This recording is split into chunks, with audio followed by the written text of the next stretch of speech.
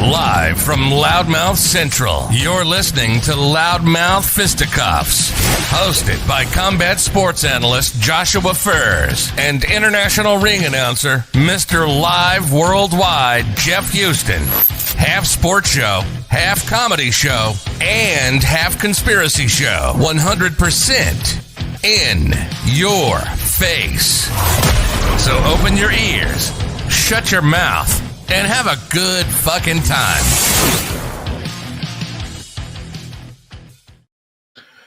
Guys, welcome to Loudmouth Fisticuffs episode number 39.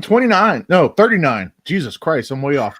Episode number 39. We thank you so much for joining us. I am Joshua Furs. As always, my partner, my life mate. Hey.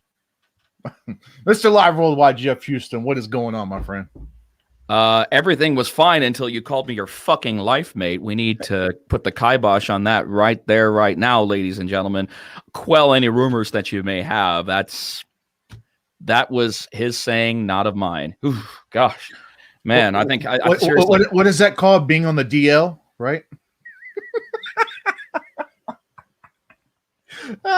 You see what I have to put up with on a consistent basis, but I don't do this for Josh. Josh is the last person I do this for. I do this for our listeners, our fans, all 5 of them. We appreciate each and every one of you. I'm just fucking around. We got more than that. But episode number 39, all kinds of stuff going on, Josh. The world is talking in more ways than one. And of course, this is our first Loudmouth Fisticuffs under the presidency of Joe Biden, our 47th president? 46th, excuse me. Our 46th president of the United States. It was a pretty interesting 10 days leading up to President Biden taking office, wasn't it? I don't know. I don't know what to think anymore, man. With everything is fucking political now. It's my God. One of the bigger things that he was talking. And mind you, let me set this stage too. We've talked about this a million times, but just for people maybe who are just tuning in for the first time, I don't really give a shit. I'm not real far right. I'm not real far left. I'm just whoever is best for the job kind of guy, right? So, one of the bigger things Biden was talking about was, Trump's COVID plan is shit, and I would do better once I get in there. He has the opportunity to make good on that claim. He gets in the office. One of the first statements he made like a statement yesterday. He's like, somebody asked him about, what his COVID plans are. He's like, yeah, there isn't really a whole lot we can do for right now. Well, this guy was bashing Trump, saying, well, if I was there, none of this would happen. Trust me, there's plenty he can do. I mean, the number one, in my opinion, if there's anything that's priority number one, as far as I'm concerned, with taking care of COVID as of right now to any kind of degree or any kind of circumstances, number one, make sure that the vaccine distribution is on key. Don't fuck that up. That's the one thing. You need to make sure that the distribution nationwide is fast, speedy. Make sure you make every effort to get the vaccination out to everybody. They're taking too damn long already on these phases. They're taking way too damn long on these phases when, in fact, it should just be a nationwide effort. And I mean, it is, but it's not distributing as quickly as it should. And I think that should be their focus, especially if they're going to be tackling this, because we just don't know. I mean, shit changes every day like it always has. Now there's a new strain here. Now there's a new strain there. Now we can't go to South Africa because of a new strain, or South Africans can't come here now because of a new strain. There's so many different things that's going on. Why do I look like an extra in a, something, Drew? People see what they see, man. If that's what you see, then more power to you. I see a beautiful sight that everyone watching and listening to Loudmouth Fisticuffs should soak it in. I just want to say, Drew, you just brought that to my attention, and I agree. I just want to say that. Well, of course you're going to agree. Of course he's going to agree, Drew. He's a fuck nugget. Of course he's going to do that. Of course he's going to agree to that. Speaking of Drew Lipton, Drew is actually going to be representing BKFC at the biggest bare knuckle extravaganza of all time. And Josh, it actually is. I know that could sound like a term of endearment or even an oversell, but it's not.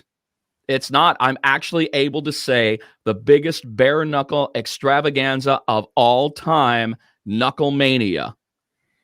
Well, we say it. I'm sure you would, Drew. I feel probably like would too. I would fuck a nugget if it was warm. The only thing I wouldn't do, I wouldn't fuck a pie. I wouldn't put myself in a position where I'd fuck a pie like in the movie American Pie, because then you're always known as the pie fucker no matter what you do for the rest of your life. So I choose not to be the pie fucker. Are you announcing for it? Yeah, actually, I am, Drew. They're gonna. Yeah, funny. Yeah, you're funny. I'm gonna tell you something. They're not even letting him. They're gonna send me up, and I got some custom cue cards. My outfit, it's gonna be on point. So. Yeah, they're gonna have a toy microphone with him that's not plugged in, so he's gonna have all kinds of fun. Get ready for that. up in the cheap seats. Drew, I am the voice of BKFC now and forever. Only one can do it. Anybody else gets in that position, it's just not going to be the same. I've been there since moment one. I'm going to be there since moment done. And this little faggot next to me who's doing the little throat slit and everything like that. Jesus Christ. You took that from like 0 to 10. Jesus, Jeff. Wow. Jesus Christ. He doesn't even allow me to finish the insult. At least grant me the courtesy to finish the insult toward you. Shit. Yeah. I'm sorry. Yeah, please finish the insult. No. The moment's passed. My apologies. You can stuff your apologies in a sack, mister. I don't need your apologies. Guys, by the way, go visit knucklepedia.com. I got there's a link right on our main page, our Facebook page. You can buy this t-shirt. I like it. I'm sending you a couple, Jeff. Okay. I mean, I always need something to wipe my ass, so that always helps, That was I wouldn't do that. I wouldn't do it. I wouldn't do that. I wouldn't do that. Knucklepedia is the number one source for all things bare knuckle, especially when you're trying to find out more about your fellow bare knuckle fighters, their rankings, their potential rankings and such, and also their history as far as they've represented not only BKFC but other bare knuckle entities. So it's a really cool stop if you want to find out more about the bare knuckle sport and its upcoming stars. Very, very cool. Appreciate that plug. Check is in the mail, sir. And yeah. So we got everything. We've been doing a lot of I've been doing a lot of updates on the back end. So quick little plug on that. Go check it out, knucklepedia.com. It's running pretty good now. We had some hiccups.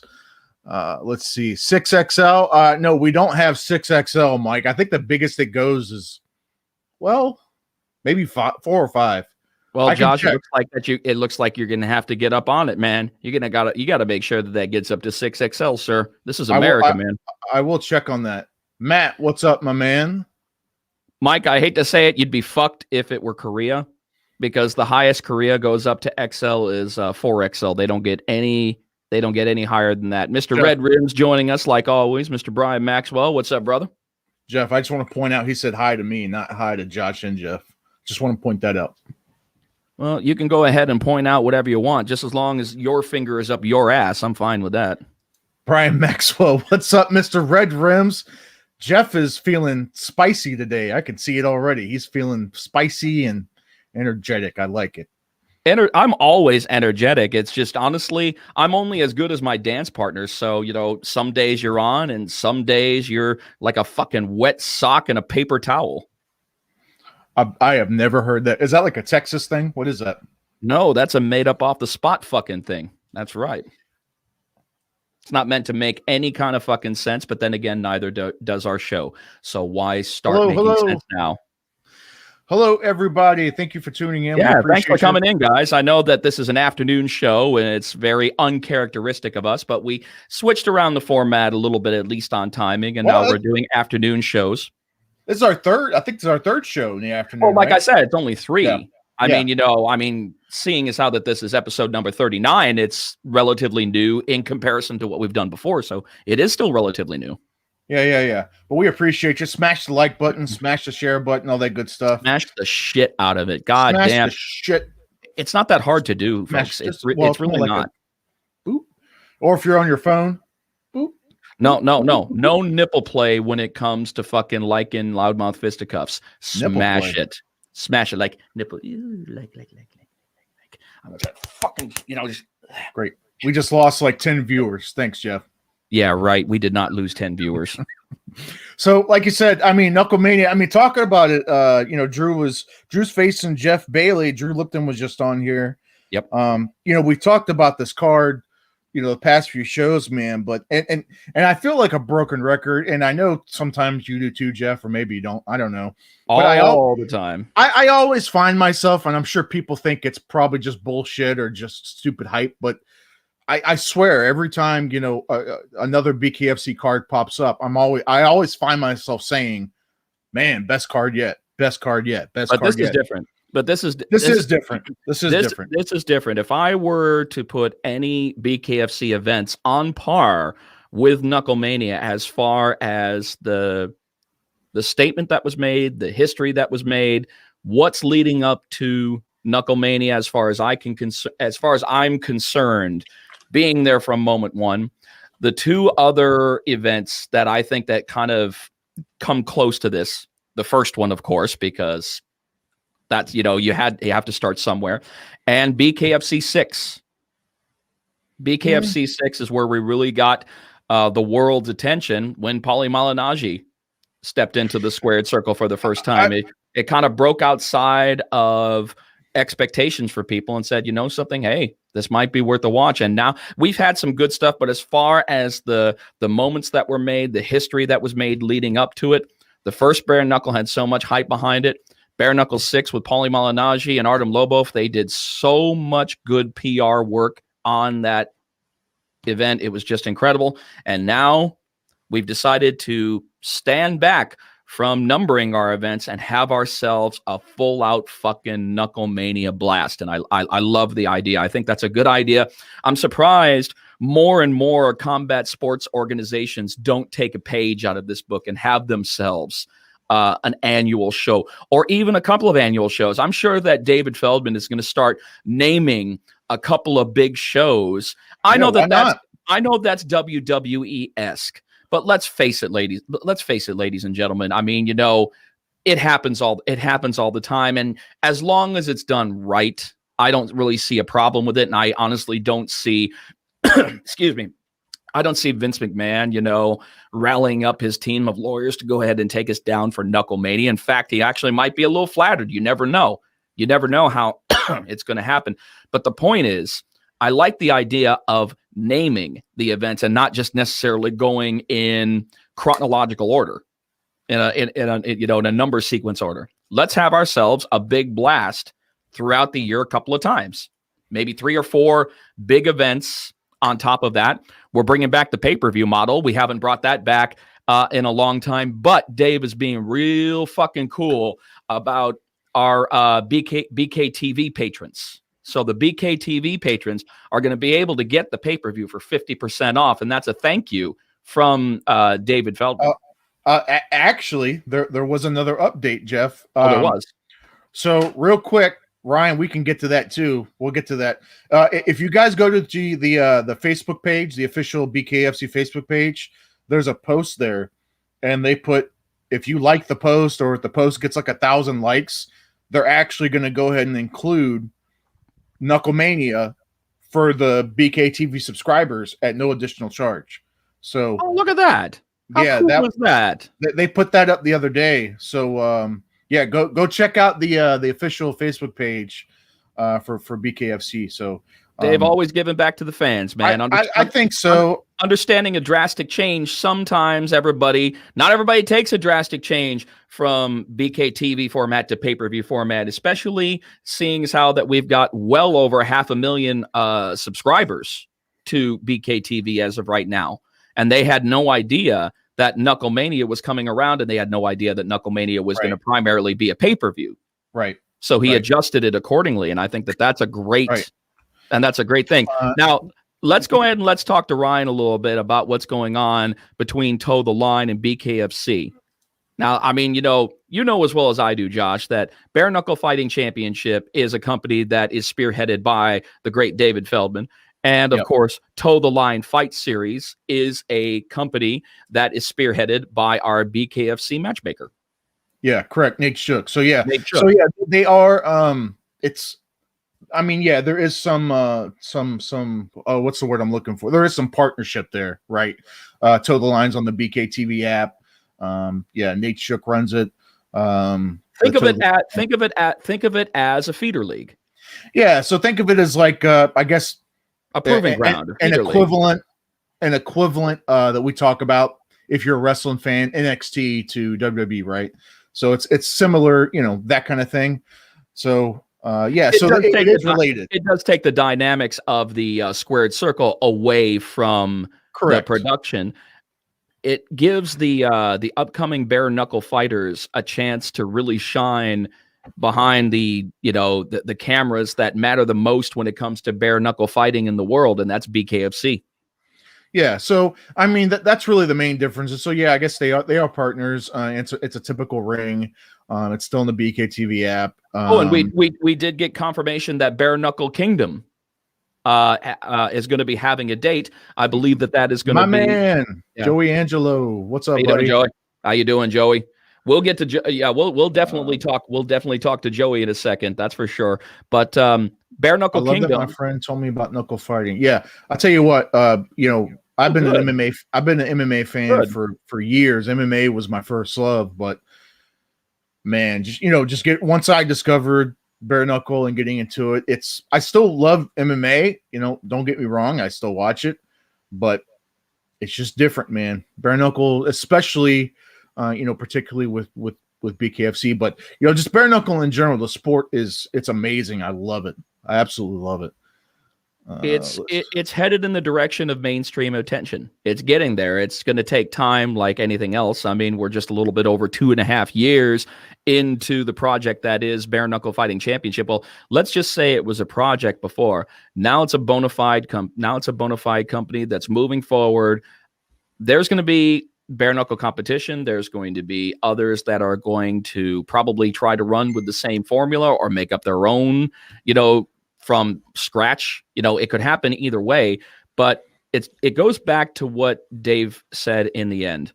He doesn't mind the competition as long as it's done right, because the problem with it is that, as you know, Josh, when it's done wrong, sometimes it makes everybody look bad. Well, it makes everybody look bad. And when what one promotion does, there are other people that aren't necessarily paying a lot of attention to it. They think that BKFC did this and not necessarily a separate company. So that makes us look bad, and it possibly loses us subscribers, watchers, and fans. And we don't want that. Let me jump back to this, Matt. So Britain Hart's going to be a great fight. Yep, against Paige Vanzant, Kevin Smith, her manager, says she's training like a beast for this. Yeah, I know she's been in California for like the last couple weeks training out there. I know that I've never seen her train like this personally. I haven't seen this kind of drive. This is this is Britain Hart version 2.0. Well, I think too, because there's a lot of different dynamics to this fight. Like obviously it's a big fight in general because it's Paige Vanzant. We know on one end. We know the dynamics on one end. We do not know the dynamics on another without the gloves. We know what Paige Vanzant can do in the cage. We absolutely know what we can. We have no fucking clue what she's going to be able to do, and that's what makes this so interesting, because the possibilities behind it, the what ifs are huge. Because if she gets taken out her first one and such, honestly, that could even lead to Paige doing even greater things if she lost her first one out, because then she'd go back to the drawing board, maybe fix things, maybe she got a taste for it, or she might be a person who just has that preternatural sense and, absolutely, kills it the first time out. So the what ifs, the possibilities, man, it's exciting. It is exciting. I think there's even a little bit, talking to Britain, I think she does kind of feel it's a slight chip on her shoulder in the sense of, Paige is coming in here. She's grabbing a lot of the spotlight. And I think Britain maybe feels Britain's in the situation to where she's like, this is my house. Well, yeah, she's I may not defending her territory. I helped build it. It may not be my house 100%, but I helped build this house. And you're coming into my house saying that, this is going to be, easy for you, good for you, or whatever it is and such. But Britain understands you have to strike at the right time. It's all about the right place, the right time, the right opportunity. What she did in Miami was just too awesome not to turn your back. Was just too awesome to turn your back on. 100%. Let's see. Before we get into the next one, I want to take 1 second out of the day. We're going to get back to talking to bare knuckle fighting in just a second, but as you know, ladies and gentlemen, what happens here on Loudmouth Fisticuffs, we go off on tangents for just a little bit, but we get back on topic. Hopefully soon, but I'll try to make this as simple as possible. We got to talk. In Vegas stays in Vegas. Sorry, go ahead. I know, right? No, well, this happened in Abu Dhabi. This happened on Yas Island. I'm not calling it the biggest upset and such. I saw this as a hungry fighter, and I don't think that Conor McGregor took Dustin lightly. I don't think he did. I think Dustin was the better man that day, plain and simple. I don't think that Conor was lazy. I think that Conor probably did what was needed. I know that there was some changes in his squad, in his camp, in his training and such, and I think maybe those changes may have been a little detrimental for him. But Dustin absolutely learned the first time out. He absolutely learned from his mistakes. His battle plan was completely different in the main event at UFC 257. He gets the W, and he gets the W. I mean, I will admit, Conor gave him some really good shots and rocked him. That's for damn fucking sure. He gave him some really beautiful, beautiful shots. But Dustin just had his boxing game, killed the fucking leg. I was proud of him, man. That's the biggest win by far for his career. And I hope that propels him to immediate title opportunities. I mean, him being a former interim champion, I'd like to see him get some legitimate title opportunities after this one. And I think he will. I don't think it was as big of an upset as some people made it out to be. I don't see it as an upset. I think that Conor's just built up so fucking much that it's so easy for people to go to the upset, to see it as an upset. I'm like, Conor is not this undefeatable GOAT that you're making him out to be. He's not. He is an amazing fighter, and I take nothing away from him. But if you're calling this man the GOAT as far as his fighting ability, you're wrong. Marketable ability, is he the GOAT? Well, plus two, he is, Matt. He made $5 million, not including the money, and that's not including his pay-per-view money. Right. Yeah, I just think Dustin is I think he's in his prime right now. He's at his peak. He's 32 years old. He's 100% in his prime. That fight with the fight with Max Holloway. This fight. I just think that he's primed, man. Like I think he's gonna, whoever he fights next, whether it's gonna be Chandler or 100%, Oliveira, 100%,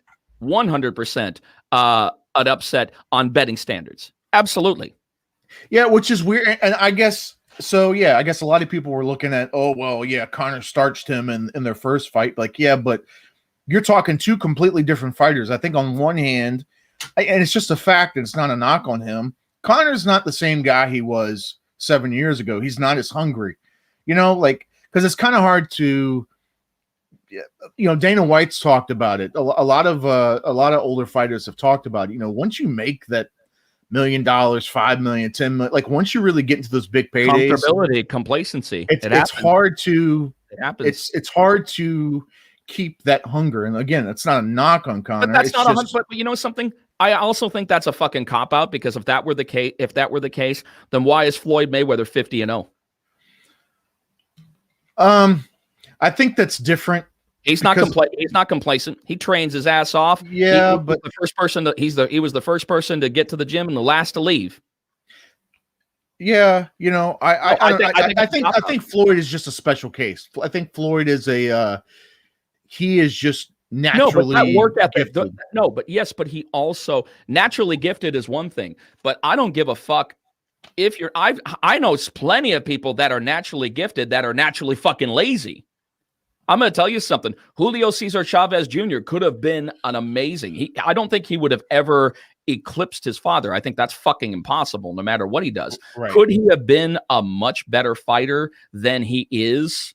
Absolutely. He was fucking lazy. He was, but he had incredible boxing talent. Not to eclipse his father, but to be one of the real great ones in boxing and have recognition from it and saying the apple doesn't fall too far from the tree. Oh, fuck yeah. Absolutely he did. But he was fucking lazy. So I don't care what kind of fucking talent you got. If you got talent at being lazy in any way and taking that away from you, then that doesn't mean shit. You can be talented every day of the week and twice on Sunday. I just think, I just think that Floyd is the best work ethic out of any fighter in modern day history. There's very I think that and we're talking across the board. We're talking across the fucking board. He's got the best work ethic out of almost any fighter in modern day combat sports history. Scott, right on with that, and especially with those calf kicks, right? Like that seems to be that was the game changer. Oh, God, cut down the tree. Cut down the tree. I mean, you know, Conor has always had that wide karate stance anyway, so it's almost like he's just been open. Like he's open to calf kicks like that. And, you know, Conor didn't adjust. He went in there, you know, and just he didn't adjust his game plan between rounds 1 and 2. He should have checked a couple of those kicks, man. I think he tried, but it's hard. It's hard. I mean, I don't even want to talk about that because I'm no expert, so I don't want to fucking talk about it. What's going on, Justin? How you doing, man? Maybe one of these guys can speak to that, you know, as far as like checking a calf kick. Because it seems so low, it seems kind of hard to check it, because I know like Conor was trying, but it was still hitting that muscle, you know, and was causing it to kind of to swell up. So swell up. I'm surprised it didn't fucking rupture. Yeah, really. Seriously. I mean, not exactly Conor's most flattering post-fight Instagram picture. He may have been on a fucking yacht. That's true, but that leg was elevated. Yeah, my man Justin Sims. I need to talk. Justin, hit me up after this, man. I need to talk to you, my buddy. Problem with it is, Justin, there's only one sexy mofo, and it's me. It's always been me. I don't know what you're thinking about over on that side. I have no idea, man. I mean, maybe you had too much to drink today. Maybe, you know, you started your day with a little crack. I don't know, but you know, I'm fucking with you, man. You got to throw out some barbs every now and then, especially here at Loudmouth Fisticuffs. But you know what? Still awesome shit. You know, you got to feed his ego a little bit, Justin. So we know what the real deal is.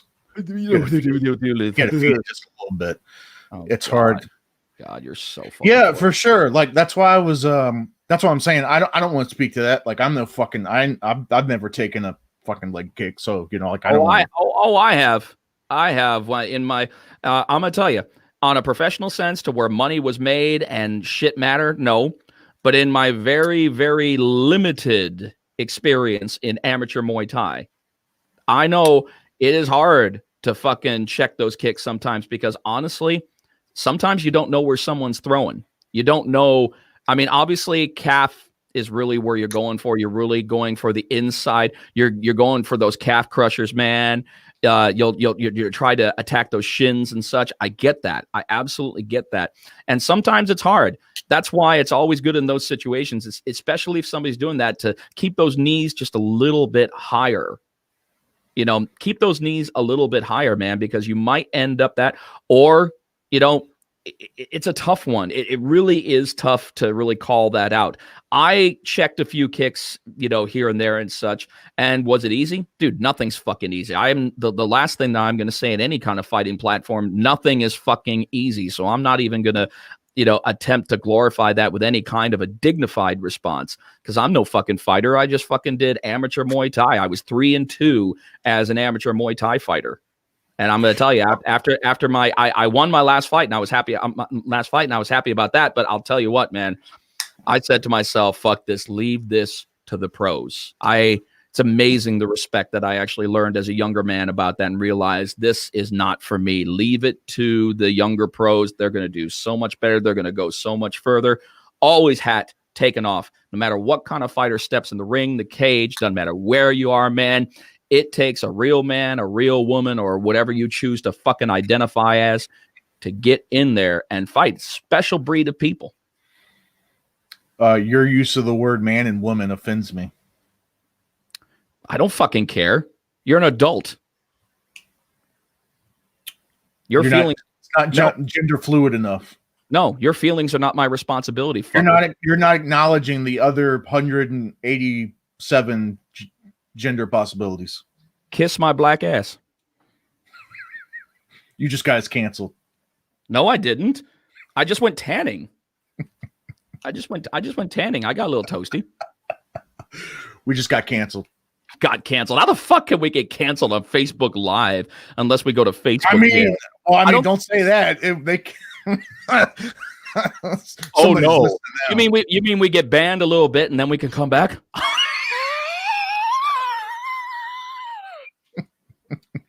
Shit. Oh my God, man. And scene. No, we're not fucking done. Are you fucking kidding me, dude? 31 minutes and 35 seconds into Loudmouth Fisticuffs. Dude, we got so much to talk about, man. Loudmouth Fisticuffs 11. You guys were just banned from Twitter. Yeah, I know. Tell me about it. Oh no, banned from Twitter. You mean there's 115 characters that I won't be able to say anymore. Oh fuck.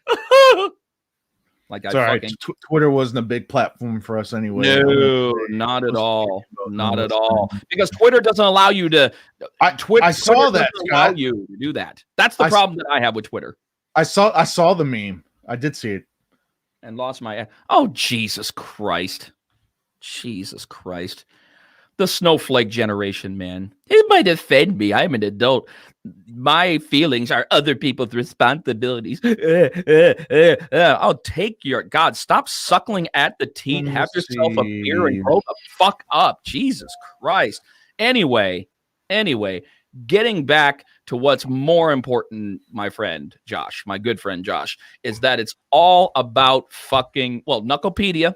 Definitely make sure to check out Knucklepedia. Stop rubbing your fucking nipples, man. I'm not. I knew you would say that. I knew it.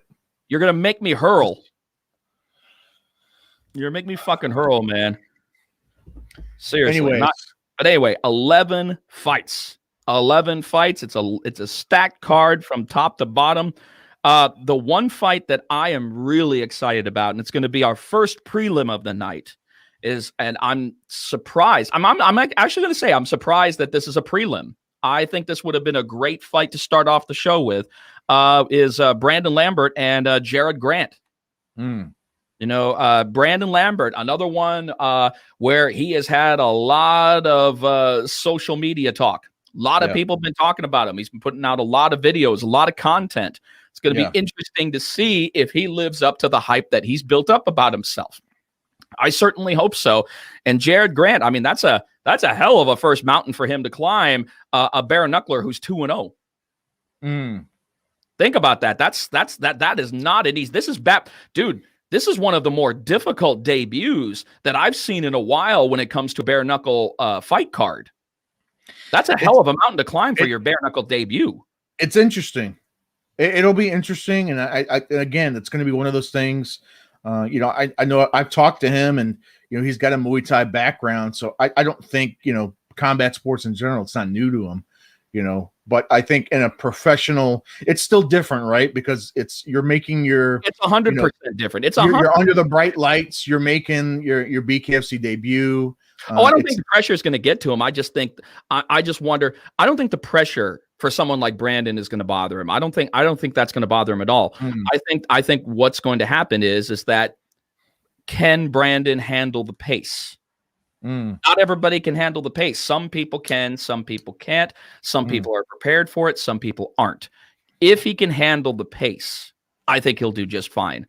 Because as you know, Josh, the pace is 100% different than any is the difference. That is the big big difference, in my opinion. Yep. Starting from that scratch line and then just the 2-minute rounds. And that's the best part. That's one of my favorite things about bare knuckle. You're not backed up to your respected corners. The only time that you back up to your corner is in between rounds, and if you knock the fucker down and you're asked to go to a neutral corner. Other than that, you start the fight in each other's face. I love that. I love that. That's the way fighting should be. Let's see. Women fights are awesome. Hey, agree 1,000%. What do you think?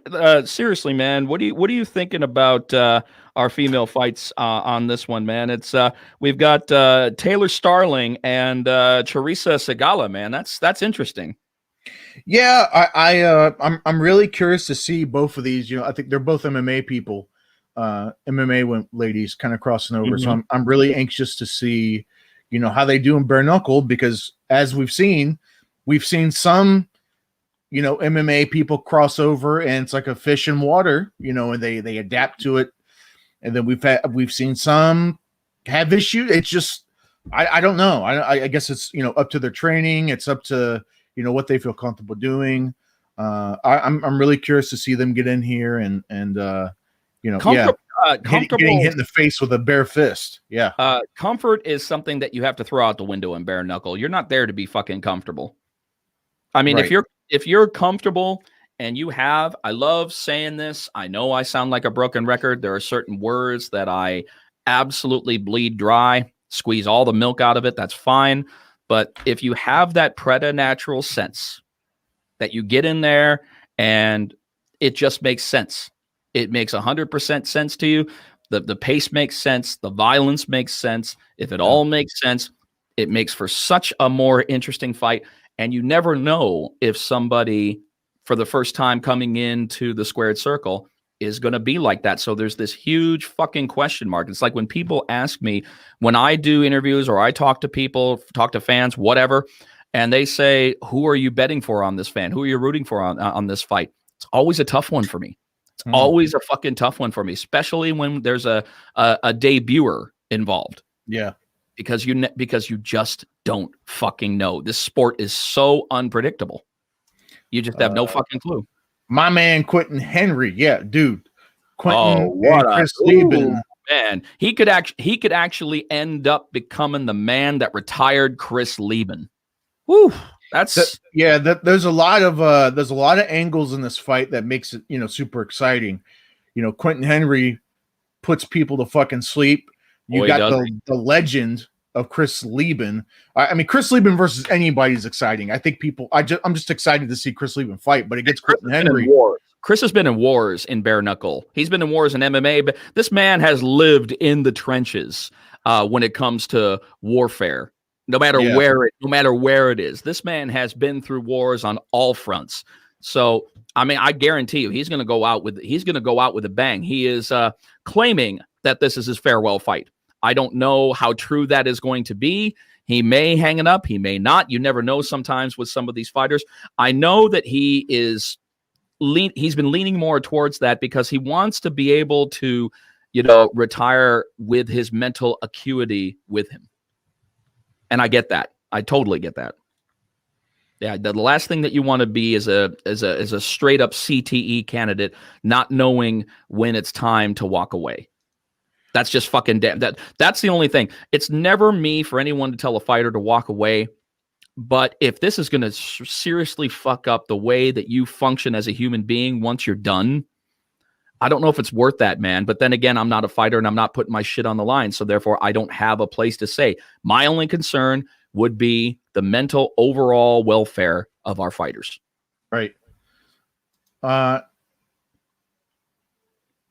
Hold on. We're looking at this now.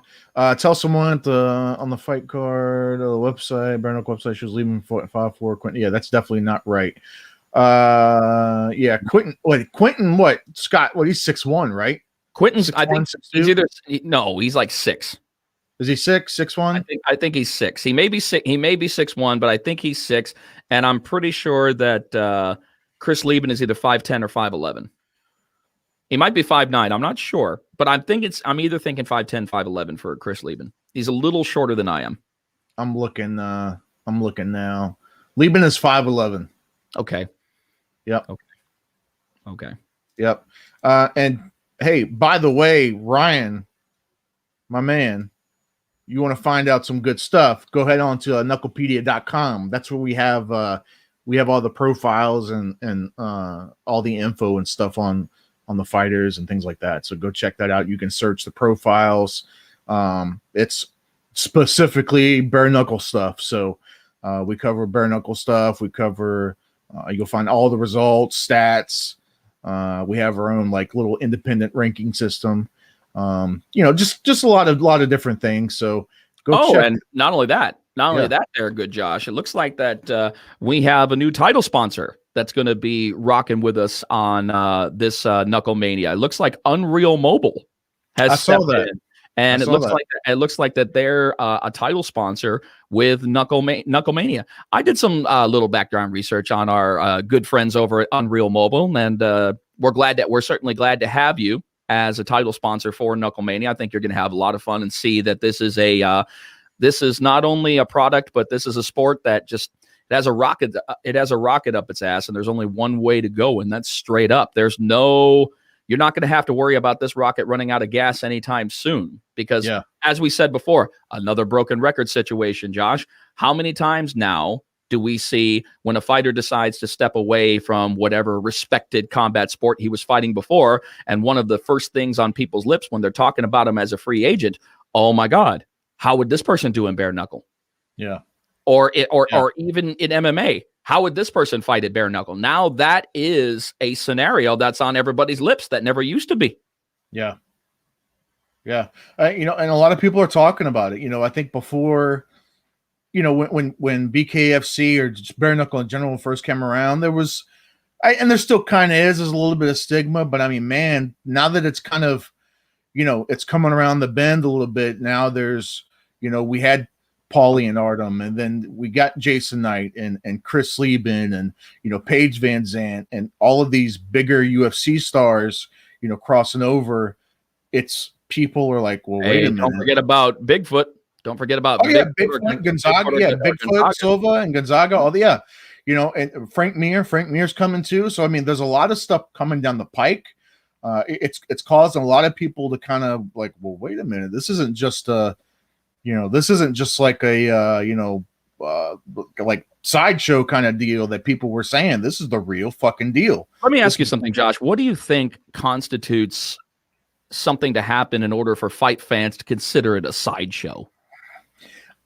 I just think I think probably in the beginning, honestly, I think it's just people, they hear bare knuckle and they just think, oh, there's no frame of reference outside of shit on YouTube. That's the problem. I don't think there is one particular thing that constitutes it. I don't think nothing happened to, specifically. It's just people's perception.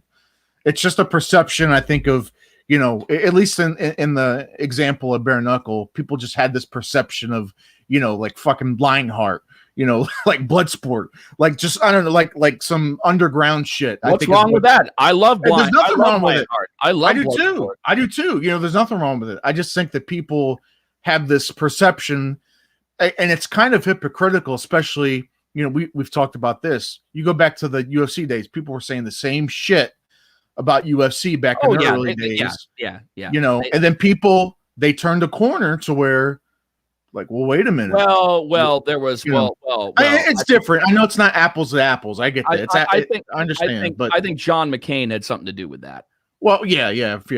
I think John Yeah. McCain had something to do with But that. But funny thing, another side note, you mentioned Bloodsport. yeah, You remember that conversation that we had once where I was kind of opening your eyes and I was talking to you about the movie Bloodsport and who the real true villain in the movie is. yeah. You and I were talking about this, and I'm going to enlighten just for a second, then we can go back to whatever we want to talk about. But I want to enlighten those because so many people out there watch the movie Bloodsport. What's going on, Howie? How you doing, brother? But so many people love the movie Bloodsport. I mean, it's inspired so many fighters to fight. It's inspired so many moviegoers to watch the martial arts genre of movies. I mean, it's just amazing. But after watching that movie, everybody thinks that Chong Li, Bolo Young, is the primary antagonist of the whole fucking movie. And I'm here to tell you, that's incidental because he just happened to be a fighter with a chip on his shoulder, and it was the Kumite. So having a chip on your shoulder, if you're an entrant at the Kumite, dude, you're supposed to have that. No, the true villain in Bloodsport was fucking Jenny. Oh my God. Fucking Jenny was she was the true fucking villain, and I'll tell you why. I'm gonna tell you.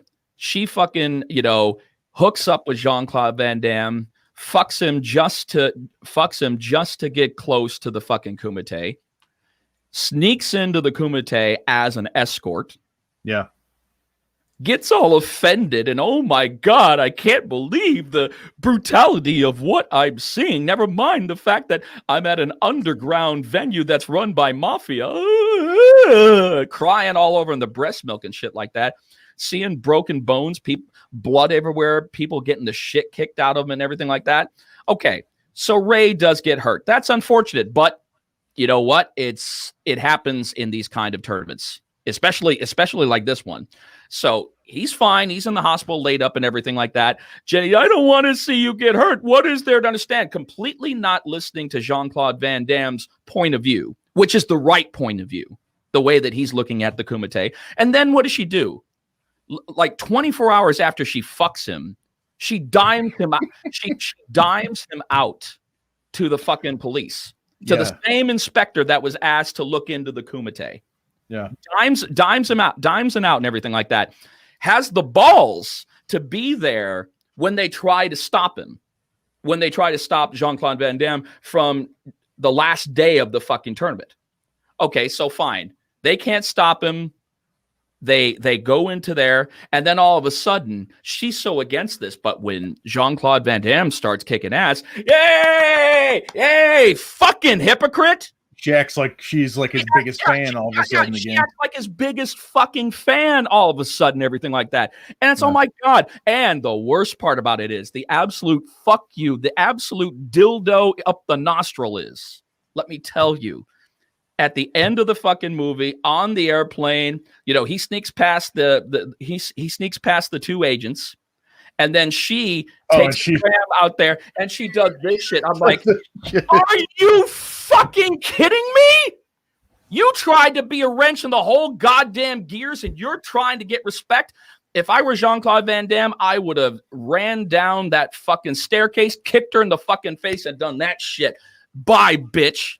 Jenny is the true antagonist of the movie Bloodsport. Seriously, Jenny, fuck you. I ain't calling 867-5309. Fuck Jenny. And just to verify this Jenny rant, this was a real conversation me and Jeff had. Very real. Just on the phone. So like this, he really feels like this. This isn't for show. No, Scott, she didn't show up with another dude. She was posing as an escort. She was posing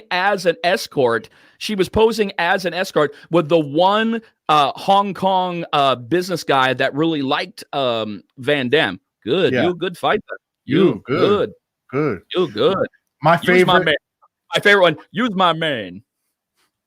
Use my It was right at the end. He was like, how you feel today, dude? Feel good. Use my man. Use my man. My favorite line of the whole movie. Oh, I already know what it is. I know you know because I think I told you. Is go ahead. The police confront him and they confront them in the hotel, and the guy's like, "Hey, you stay out of this, pal." He's like, "I ain't your pal, dick face." That's got to be my favorite line of the whole fucking movie. Yep. And every time someone says, I always look for someone to say the word pal to me, because I always want to bring up that line like organically. I can't wait for someone to say the word pal, like, "Hey, pal," just so I can turn around and say, "Your pal, dick face." Yes. Yes. "I ain't your pal, dick face." Like that. Oh my God. I forget the name of the actor that plays Ray. Ray. Yeah. I forget the name of that, but I was just waiting for him throughout the whole fucking movie to start saying, "Nerds! Nerds!" Oh, yeah. Because he was in that. Same actor. He was in Revenge of the Nerds as Ogre. So I was just waiting for that. But he was actually one of my favorite characters, man, because he was absolutely so far off. Well, Ryan, the thing about it is, here's the thing about it. Are all the records that were stated at the end of that a fraud? Absolutely. In fact, the actual real Kumite was never in Hong Kong. It was somewhere around Jamaica that it was and such.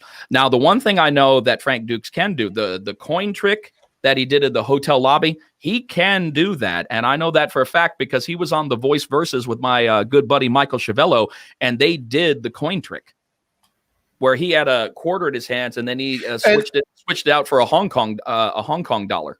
And if I'm not mistaken, so I know the story of Bloodsport wasn't real. All that was a farce, right? Hence, based. Once again, right. But people need to look at that. Once again, it could be loosely based or whatnot and everything. Of course, Hollywood is getting its chunk into it. There are some things based, yes, but a lot of things are changed to make more sense for a Hollywood production.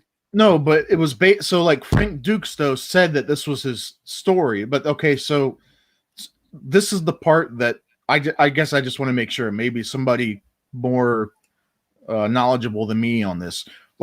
Frank Dukes, the man, he is a martial artist. It's just the story, the whole Bloodsport story was bullshit, correct?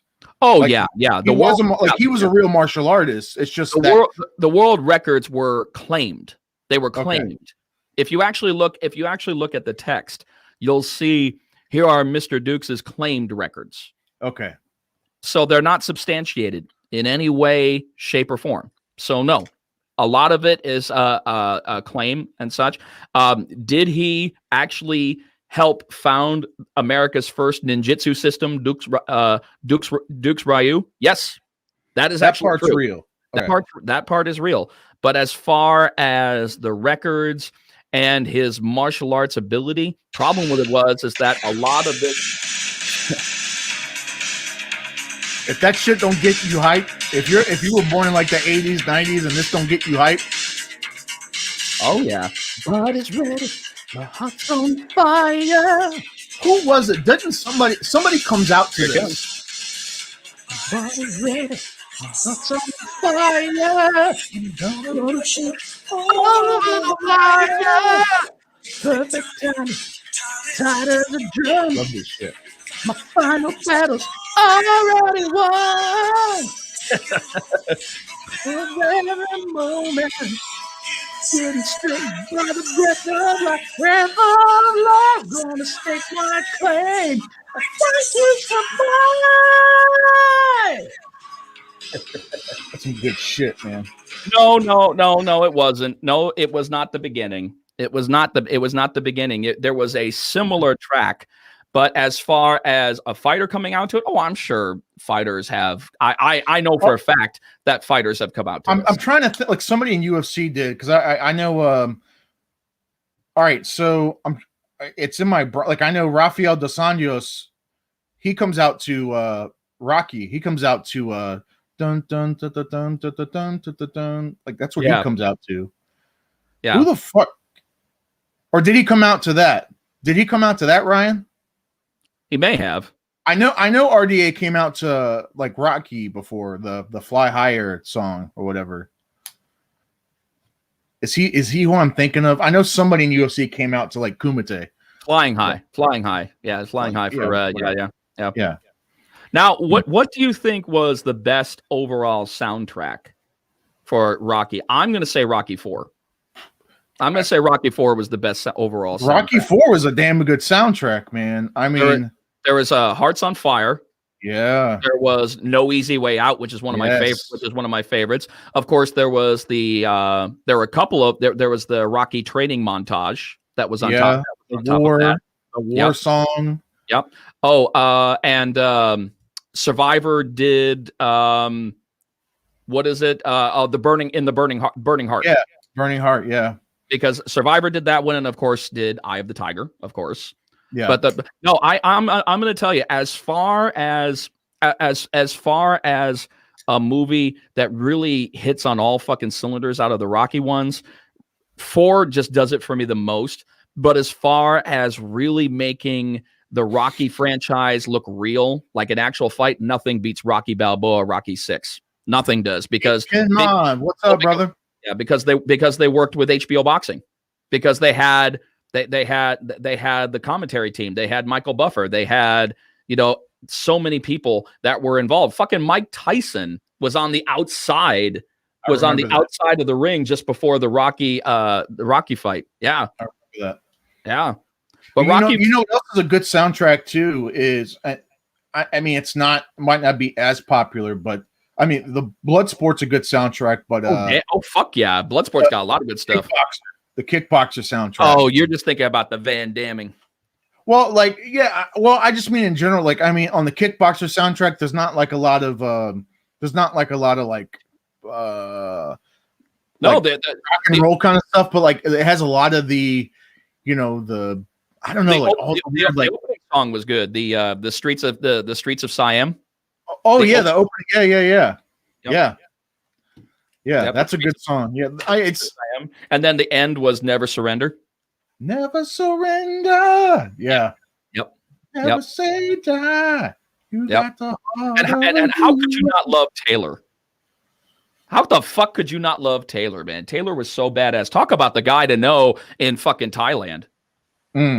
Fucking Taylor, man. Fucking gun runner. Yeah. Fucking gun runner, fucking, fight lover, gun runner, and everything like that. I loved it when we first met him after his brother got fucked up. Take us to a hospital. There's 2 more fights.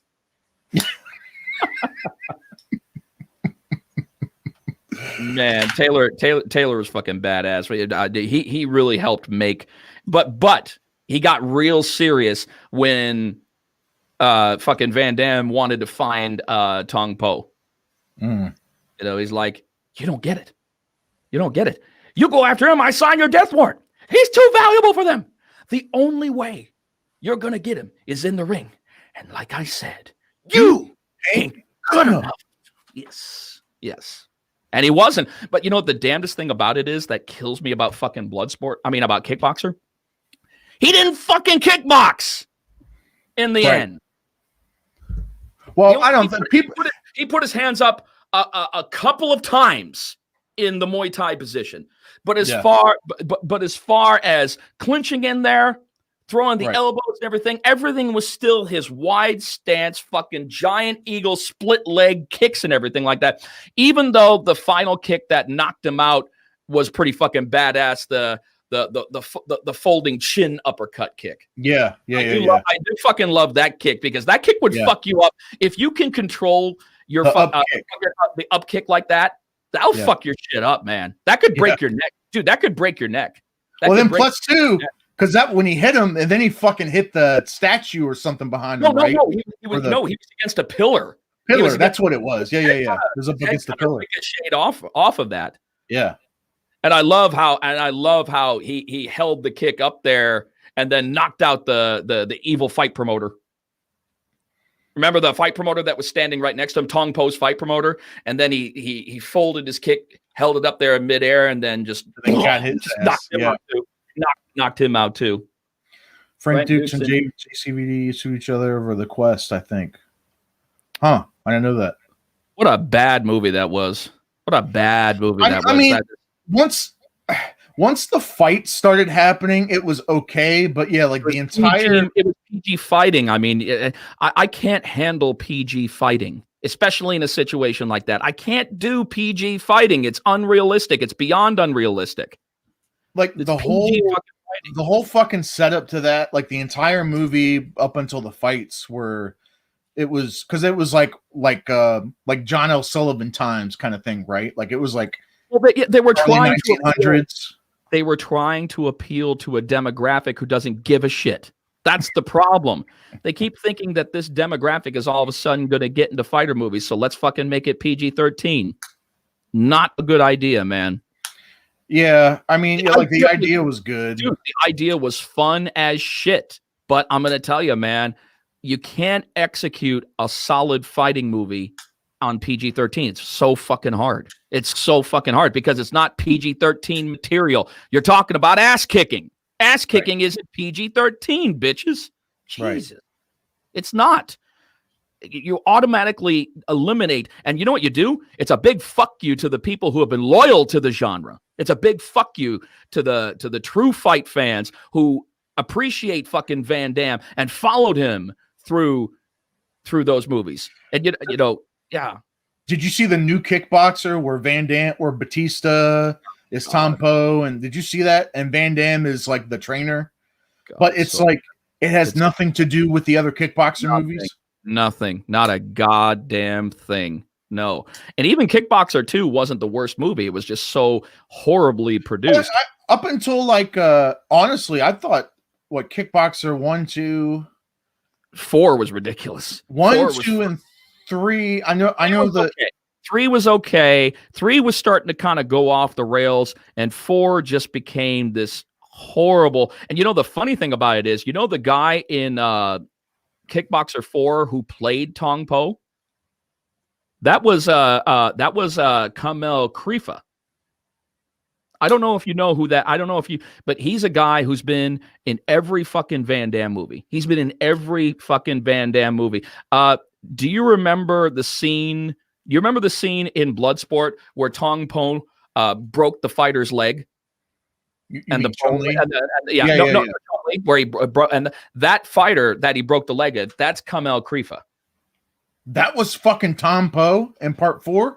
Dude, he had like this plastic thing over his face to make him look like fucking Tong Po. What? No. Yeah. Well, because he is a legitimate this guy, Kamel Krifa, he's a legitimate martial arts artist. Do you remember the movie Double Impact? I sure do. All right. Do you remember when he first went to Hong Kong looking for his brother, and he went to his brother's bar, and the guy behind the guy at the front, he was like, "Hey, boss, just the way you like it." His kind of second in command. The guy, because he's the only guy throughout the whole thing that said, "Hey, boss, he was running the bar from." That was Kamel Krifa.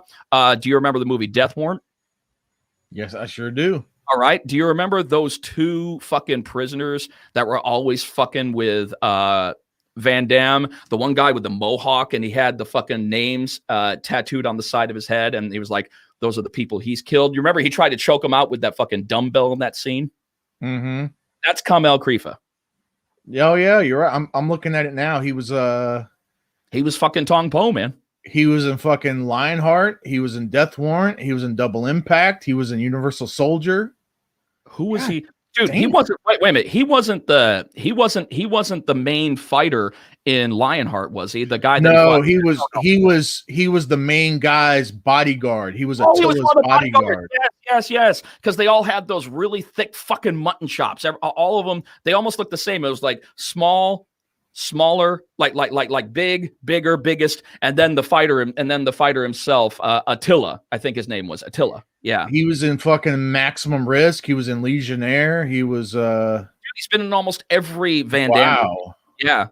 Yeah. He's a friend of his. He's a friend of his, and he's been a part of that. Just like, do you remember in Bloodsport the guy who played the Thai boxer, the smart ass Thai boxer? Yeah, Paco. Yeah, Paco. Dude, Paco's been in a ton of shit too, man. He was the Chicano fucking prisoner in Death Warrant. He's like, "Hey, puto, remember me, eh?" Oh wait, no, 4. Okay, wait. That was him. 4 was. I want you to I think part 4 was. Which one was the one? I think it's 5. The one where the guy from Only the Strong. Oh, Mark came on board. Dacascos. I think that was part. No, 5. I didn't even know that they had a 5. I didn't even know that they had a 5.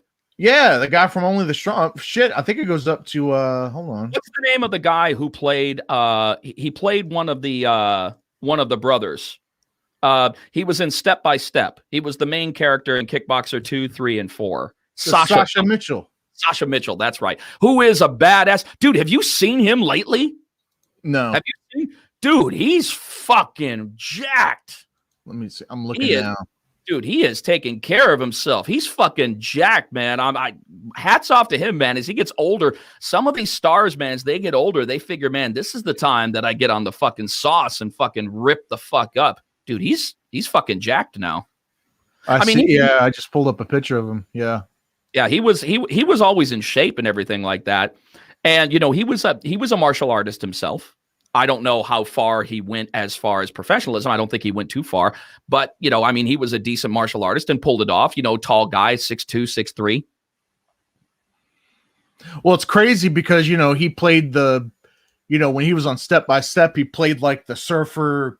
Yeah, the surfer, California guy. Yeah, the dunce, the typical surfer, you know, dude. Oh. Yes. Yes, he certainly did. Man, I love the tangents that we go off of when we really start dissecting shit like this. It makes Loudmouth Fisticuffs so unpredictable. So unpredictable. I'm looking on Google now. I'm just looking at shit. Looking on Google. That's too much power for one man to have, especially that man. Whew. Not a good idea, ladies and gentlemen. No, the dude is looking pretty jacked though. Like I'm looking at. I told you, man. He's more jacked now than he ever has been. He's in better shape now than he's ever been. Again, guys, we want to thank you for joining us here on episode number 39 as Loudmouth Fisticuffs continues on the. We don't know where it's fucking going. We don't know what kind of end is in sight, but all we know is that we are going to have fun and we are going to have absolutely no. We don't have anything planned out for those shows. We have no format.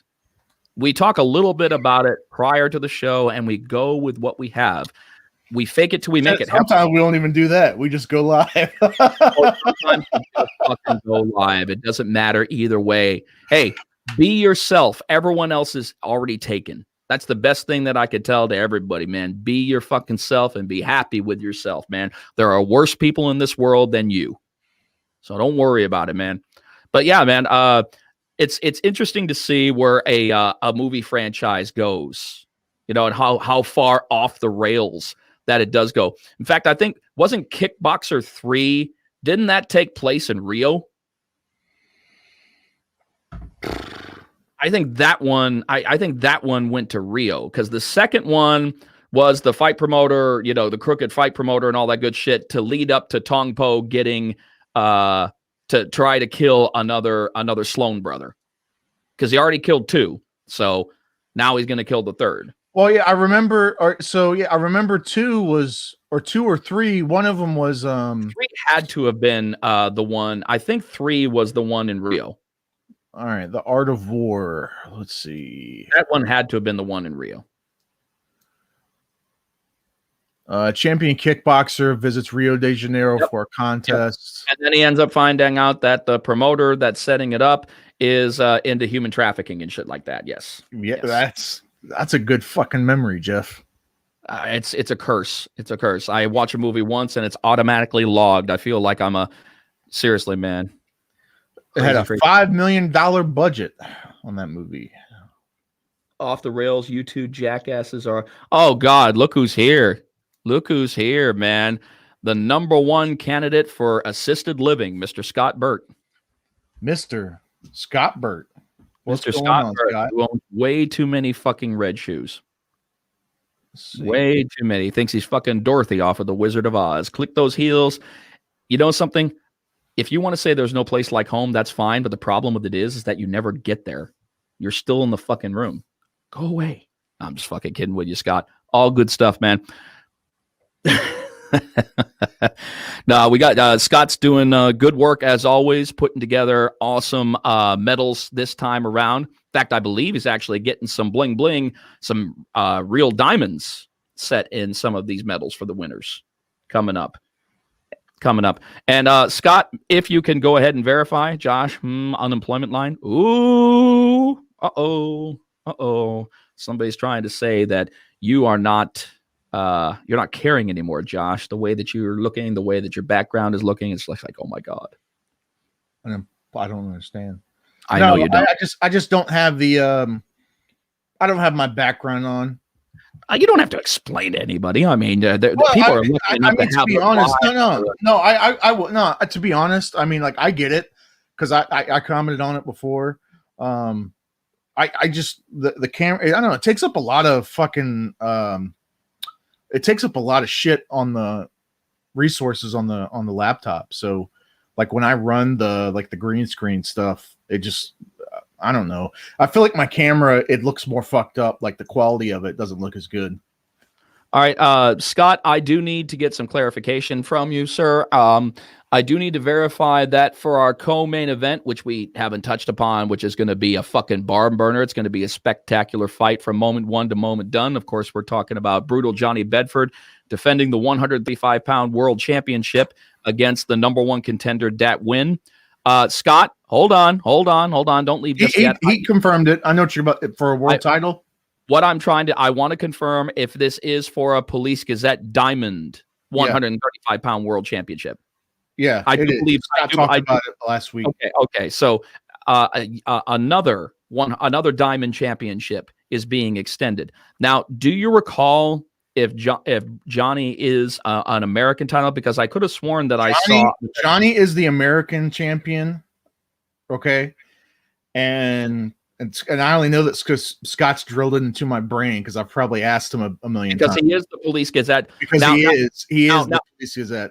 Now he will have to surrender the if he wins this fight, he will have to surrender the United States title, correct, the American title for the Diamond. But if he loses, his American title is not on the line. It's still intact. No, right. Technically, even if he loses, the Police Gazette American belt will still be the. No, if he loses the BKFC world title, the Police Gazette American Championship will still be around his waist. Yes, that is correct. Yeah. That is correct. But like I said, he'd have to. So therefore, that's going to be interesting because now as we get world champions, and this is what I'm wondering.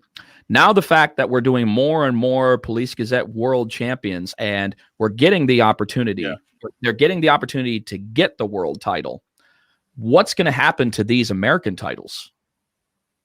I don't want them to fall into disrepair and, fall out of the public eye. They need to be titles that can be contested if you have to surrender them to take possession of a world title. I don't want those titles to fall into obscurity. Oh, Mr. Scott Burt will have to speak on that. I have no. Yeah, because because they need to have the spotlight as well. I mean, we're talking an American title. It may not be a world title, but it's still. I mean, come on, the Intercontinental title in WWE was highly contested and highly sought after, just like the WWE title. Sullivan held only PG American title. Right. No, I know that. You told me that, Scott. I know. We've only had so many Diamond World Champions. Yeah. It's a very short list. Very, very, very, very short list. See you both next week. Yep, I will be there with bells and whistles on.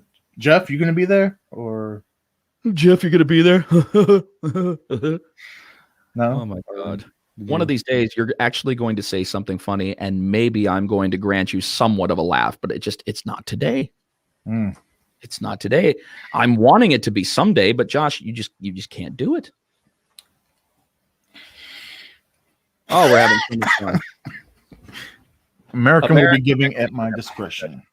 Well, you got to pick the right. Yeah, I think you have to pick it. You have to pick your battle on something like that. The right two people, the right opportunity, and such, and have the American. But another thing, Scott, is that if you're going to pick someone at the discretion, then that needs to be a contested fight. So I think that we need to get with Dave and we need to talk about that, because the Police Gazette is important and it needs to be out there. So anybody, I always think it's important, dude, in a fighting situation, to have an American championship on top of a world championship. It's very important. Now, we want to keep it probably, like as a yes, absolutely. However, that's where we need to put the kibosh on titles, because if you have too many fucking titles and too many shit, it gets fucking confusing. It starts watering it down. Yeah. And you have no idea. You may have your eye on the prize, but you have so many. They're almost like, go ahead and take the participation title or the consolation, or here's the consolation title. We don't need it to be in like that. An American title and a world title, nothing more. Nothing more. Leave it at that. Let that title be a segue, hopefully to push somebody higher up to get a world title opportunity. Also, too, Scott, since you're on here, I've always thought too, would it ever be possible? Now, why? I don't know, but like, would it ever be possible for, say, let's just say Luis Palomino, right? Maybe one fight. Again, I don't know why this would happen, but it's just hypothetical. If, say, the BKFC 155-pound title was on the line, but not Police Gazette, and let's just say, or maybe vice versa. I don't fucking know. I would there ever be a scenario to where maybe like one was on the line, one wasn't, or maybe you don't want to sanction the fight for the world title, for your world title versus BKFC. That happened. So Police Gazette, Canadian champ, Russian champ, American champ, so and so. Well, yeah, but no, okay, yeah. But I'm saying, like, but at that point, nobody had that belt, though. I guess what I'm saying is, like, now that Luis has the belt, I guess is what I'm saying. I know that with Isaac versus Luis, but I mean, like, say, like, now that someone has the belt, could that ever happen to where Luis fights somebody and the BKFC belt's on the line, but maybe you go, you know what? I don't want to sanction this fight for Police Gazette. So this, that belt is on the line, and maybe, like, I'm just pointing out weird scenarios. I'm not saying. I don't think we should have interim champions. I'm never a fan of an interim champion. Never a fan of an interim champion. I think that we should have an American belt and maybe lead that up to the world. But as far as an interim champion, I've never been a fan of that, man, because it's not a finished product and it's not a completely earned title. It's not. Now, an American title could be a completely earned title because you fought for it, you won it. That's fine. So you're called. I don't like. See, yeah, he doesn't like it either. I don't like it. I don't like it. Have an American title. Have a title that's yours. That's not, a placeholder for the person who actually has the title. I've never been a fan of that. Have another title mean something to that person, and then have them vie for the world title. That's the best way to do it. I think that's the best way to do it, because at least that person gets a title or wins a title, earns a title opportunity and wins it, and it's their own. It's not leaving but I know the reason why they do an interim. It's for marketing purposes. It's always to get fight fans scratching their head, who's the true champion. And I understand the psychology behind an interim title. I totally do. I'm just not the biggest fan. If the fighter is willing to go ahead and say, hey, like, for example, like Justin Gaethje. Justin Gaethje didn't want anything to do with the interim 155-pound belt. It was put around his head. Don't you remember when it was put around his waist? He took it off and threw it down, tossed it down. Said, I don't want that one. I want the real one. I want the real one, yeah. I want the real one. I'm like, that's a good attitude to have. Let's see. I've been approached off a Canadian PG title. He did not get it, but still. Let's talk of asking to put off a British PG belt too. I think you should, man. Well, I mean, just as long as it doesn't get lost in the shuffle, and people, the more information you put out about these titles, Scott, the better off I think people are going to be. The more you educate people about the Police Gazette, I always feel especially that because not everybody, a very, very small portion of bare knuckle fans know about Police Gazette, even though it's been talked about a lot. It's been talked about a lot. It was talked about at great length, especially during the Vice BKFC, BKFC documentary. Yeah. Even though that they've been talking about that, they've also been talking about the lineage that comes behind with the Police Gazette. Yeah. They all fight for the Police Gazette world. Everybody, no matter what, everybody fights for the diamond belt. The diamond belt is the go-to. That basically puts you at the top as a legitimate world champion. Absolutely. Absolutely. No, I can't wait. I'm always excited to see a new diamond world champion. We only have so many right now, and so it's always exciting to see a diamond champion. And Johnny Bedford has that opportunity to be a dual world champion now. Not only the BKFC 135-pound world champion, but now the Police Gazette Diamond. So I mean, he'll be world champ across the board, and he has the opportunity to be the first person to be undefeated at 6-0 on the BKFC roster. Yeah, I'm excited for that fight, man. That one in Bedford. I mean, fuck me. I mean, I'm excited for a lot of fights on the card, but I think for different reasons. I think that and Johnny, I think it might end up being like a clinic, man. I really do. I think that fight's going to be a clinic. I think so. Loudmouth Fisticuffs sponsoring. Absolutely, Scott.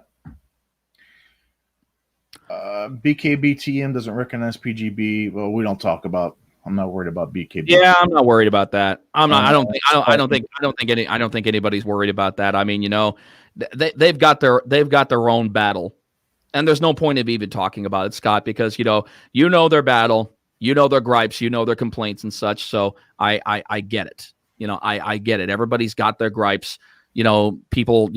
I'm not going to mention names, but there have definitely been people who have been talking all kinds of falsities, talking all kinds of BS and such. People who just, if a favor isn't done for you, then of course you're going to put some under the bus and you're going to try to bury them and, talk all kinds of crap to them. Well, welcome to the fight game.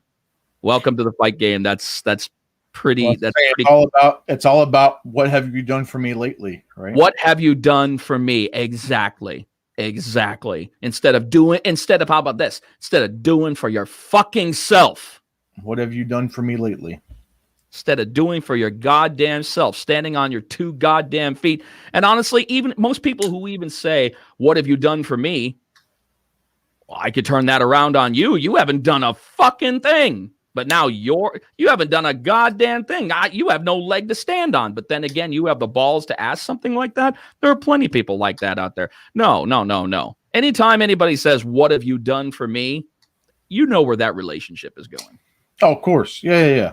You know exactly where that is. That's a one-way street. 100%. Fuck that place. Like you said, it's unfortunate, but a lot of people, I mean, everybody like in the fight game, man. Unfortunately, there are, it is what it is. There's a lot of one-way stuff. Best thing about the list is my friends are required. I agree. And I'm going to tell you, there's an old saying, if you can count all the true friends that you've made in your profession on one hand, you're a very fortunate person. Yeah. 100%. I mean, but then again, it also comes down to one of my favorite sayings that Scott Hall said: "Are you here to make friends, or are you here to make money?" If you could do both, that's a charming bonus, and I know a lot of people have. But it's an interesting business because you meet the best people, and you sure as shit meet the worst. Absolutely, yeah. You absolutely meet the absolute. A lot of fucking scumbags. Lot of fucking scumbags, dude. But then again, every now and then you come across a true honest person who is here to actually make a fucking difference and work as hard as they possibly can. And I'm going to tell you, it's the hard work. You know what makes a legacy, people? Treating people the right way, working as hard as you possibly can, and not making a ton of enemies on purpose. So many people make a ton of enemies on purpose when they don't fucking have to in this business. You don't have to fucking do that. No, I know, It's Scott. free to be a fucking. It costs you nothing to be a decent fucking human being. Not a goddamn cent. Not a fucking cent, man. It's amazing how many people in this industry don't even have manners. And these are people that grew up in the same generation as us. I'm sorry, I grew up in the please and thank you generation, and I appreciate people who still say please and thank you. I appreciate those who have manners. Yeah. And there are just so many people that don't. You know when you're going like perfect example, Josh. You're going to a fucking you go to a gas station or a convenience store. Somebody's walking right behind you. You have the courtesy to hold the door open. They walk right past you like you're a fucking doorman without saying a goddamn thing. Oh yeah, like thank you, or yeah, you know. No. It's like they've expected somebody to do that. So I always fucking get people. No, I say it out loud. I fucking embarrass them. You're welcome. Oh, I fucking embarrass them. And saving just enough money to buy an MJ leather hat. Not what? Not no. I don't know what that word is, Scott. Yeah, it's called checking. It's called spell check, old man. Shit. You struck out on that last word, Scott? I think so. I'd let it shut on them. Yeah, but sometimes, Scott, you don't have enough time to do that. Sometimes you don't. Don't pick on the Kangol hat. Kangol, Kangol, Kangol, Kangol. Yes, don't pick. I don't give a fuck if you pick on the Kangol hat. It's my hat, not yours. And I was the first person to think of it. So therefore, I'm just happy. Wait. Show off the awesome shirt. No, he means Naga hide. It's not a Naga hide. It's a fucking no. It's calf leather. Show off the awesome shirt. The cat that shoots thunderbolts. All right. Yeah. Show off the awesome shirt. All right. That's a pretty cool shirt. I like that. That might be my favorite shirt he has. I got a lot of fucking shirts that are really fucking badass, and this one just happens to be your favorite. Well, I mean, of the ones I've seen, I mean, obviously, I haven't seen your entire wardrobe. You've seen a lot of my awesome shirts, and I know you're not the biggest fan of the Hawaiian shirts, but I like them. I'm just not a. I don't care much for like the Hawaiian shirt thing. I mean, whatever, you know. That's just me. That's just my. Hey, if I can't be in Hawaii, at least I can have a Hawaiian fucking shirt. So that's the way I look at it. Have you seen Howie's girlfriend lately? Looking way too hot for Howie. Oh, I'll agree with that. I haven't seen her, but I can already agree with it. Oh, I can already agree with that. But no, seriously, guys, Knucklemania is definitely going to be the one. And I am 1 week away from heading down there. I know Scott's going to be heading down there a lot sooner, but I head down there 1 week from today. Wednesday, of course, there's going to be the final press conference before it. And then, of course, we're going to have the weigh-ins. I believe that those go down Thursday at 3 p.m. Eastern time. And I believe our first fight... weigh-ins are at 3 p.m.? Yes. Oh, shit. Yeah, the weigh-ins are going to be at 3 p.m. on Thursday. And then, of course, Friday, I believe we're starting off with a dark fight. And I believe the dark fight starts at 7:30.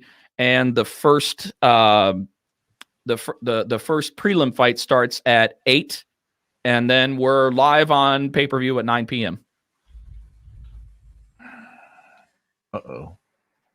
Howie's going to be there Tuesday. Okay. I can already give you the undercard fight to watch, Ryan. We've already talked about this. It's going to be Brandon Lambert. It's going to be the Brandon Lambert fight. That's going to be the one to watch. That's going to be unfortunate. And Jake Grant. That's going to be unfortunate. I'm going to miss the weigh-ins. You'll be okay. And of course, Travis Thompson and Dave Morgan. Honestly, both of our prelims are good fights. You know, of course, we're going to see Travis the Animal Thompson back at it and such. He's not going to be on television. He's not going to be. He's not going to be on the pay-per-view, but he's still going to be kicking ass. No, wait. You sure that's not the? I think 3 p.m. because like last time 3 p.m. was like those were the actual weigh-ins, but the show weigh-ins was like 5 or 6. Weigh-in is at 3 p.m. That's what I was told. The show weigh-in or like the actual weigh-in? That's what I'm saying. Last time that's what it was. I don't know. That seems kind of early for like the ceremonial Well, I mean, for all we know, because of course, we do the 2-part weigh-in. I'm not going to get into specifics, of course, but of course, most people know that with major combat sports promotions, there's a 2-part weigh-in. So I don't know if that is the ceremonial weigh-in. I do not know yet. I don't think that's breaking kayfabe too much. I think everybody knows that the real weigh-ins are like earlier in the day, and then they obviously when you do the ceremonial and there's that fucking scale on the stage, it's not. I think everybody knows. Well, that. And there's a very good reason for that as well. There's a very good reason on that because I don't think that's breaking kayfabe. Well, we're looking out for the health of the fighters. Yeah, right. And we're looking out for the health of the fighters, and there is a serious malnutrition, aspect to this. There really is. Yeah. There's malnutrition and dehydration do take place right before you step on that scale. A lot of it really depends on if you've had a good camp and your weight cut was according. Right. But sometimes it doesn't always go according, and you end up finding out, I've got these extra pounds to shed because maybe there was a moment of laziness, or maybe you just whatever, and then you have to really work fucking hard in a very short amount of time, and that's very detrimental to the body. Yeah. But good stuff. But 100%, man. But I'm pumped, man. And it's gonna be good.